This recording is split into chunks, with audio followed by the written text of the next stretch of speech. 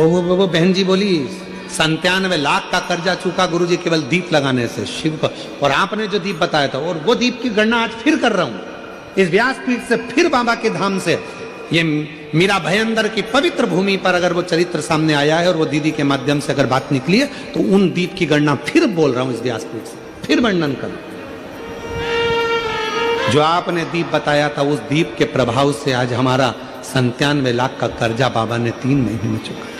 कैसे व्यवस्था करी, क्या व्यवस्था करी, ये वही जानता। वो 2 दीप आज अगर कथा निकली है ज्वालासुर की, तो अपने भीतर वो 2 दीप का महत्व अपने अंदर उतार कर रखी है। वो 2 दीप साधारण नहीं है, जो हमने पहले 7 साल पहले भी कथा के माध्यम से बताया था। यदि आप लोग YouTube पर कथा सुनते होंगे, जब व्यक्ति हताश हो जाता है, कर्जे में लदा लूम हो जाता है, बहुत दुखी हो जाता है, कुछ भी नहीं रहता, फैक्ट्री नहीं चलती, व्यापार नहीं चलता, कोई काम नहीं चलता, ना कोई व्यापार चल पाता है, टूटकर आखिरी में सोचता है अब बच्चों का भरण पोषण कहाँ से करूं, परिवार को कैसे पालूं, मर जाऊं तो अच्छा है। मेरा उन लोगों से निवेदन है, मरना किसी चीज का हल नहीं, उसकी कृपा होना चाहिए, उसकी दया होना चाहिए, किसी दूसरे की सामर्थ्यता नहीं।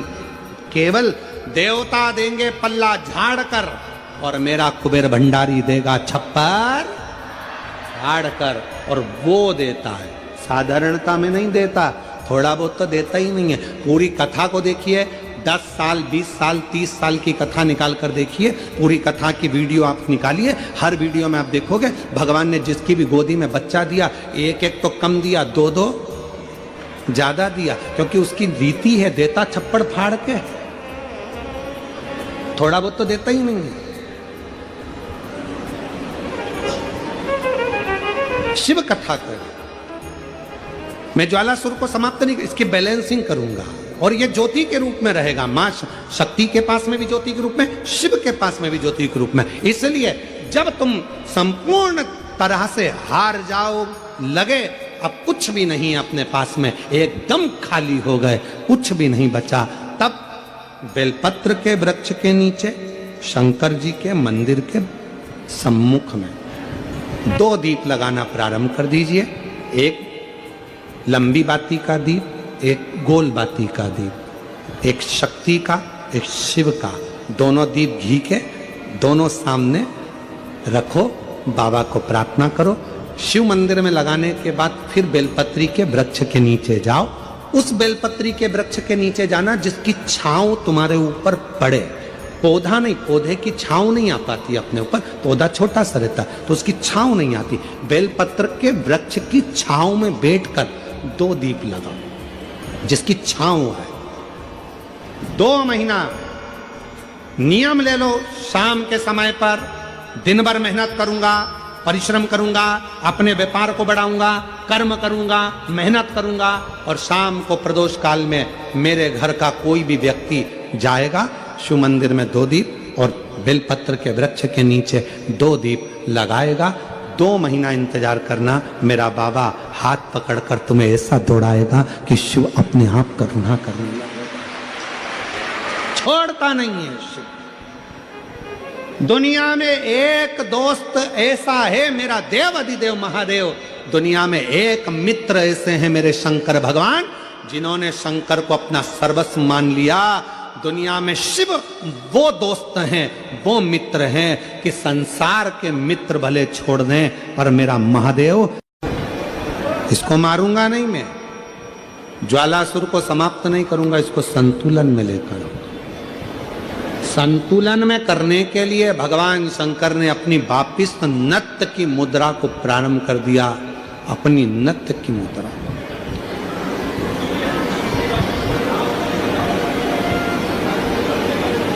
और जो भगवान ने नत्य की मुद्रा को, नट लीला को करना प्रारंभ करा कि वो जो ज्वालासुर था उसकी अग्नि शिव के चारों तरफ परिक्रमा करने लगी, और वो ज्वालासुर आखिरी में शंकर भगवान की शरणागति में पड़ गया।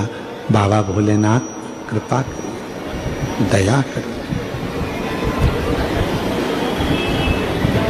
शिव जी मुझ पर कृपा करिए।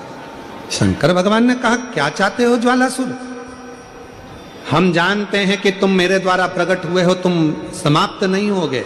मैंने तुम्हारा संतुलन बराबर कर दिया है ज्वालासुर, तुम्हें कुछ चाहिए तो मांगना। ज्वालासुर ने कहा बस बाबा ऐसी कृपा कर दो कि मैं आपसे दूर ना रहूं, आपसे दूर ना रहूं। और ये शक्ति मां जगत जननी जगदम्बा अंबा भवानी के कहने पर आपने नृत्य किया था, तो मैं मां आद्य शक्ति से भी दूर ना रहूं और आपसे भी दूर ना रहूं। शिव और शक्ति से मुझे दूरी सह नहीं जाएगी। शंकर भगवान ने कहा ठीक है, आज से तुम एक ज्योति प्रकाश के रूप में रहोगे। और शंकर जी कहते हैं पूरी दुनिया में जहां कहीं भी मेरे शिवलिंग की पूजन होगी वहां तुमको ज्योतिर्लिंग के रूप में पूजा जाएगा और शिव ज्योतिर्लिंग के रूप में पूजित होगे। शिव ज्योति दो देवता हैं, दो देवी देवता एक ऐसे हैं जहां पर यदि भगवान की मूर्ति भी नहीं होती है तो ज्योति के रूप में उनकी पूजन होती है।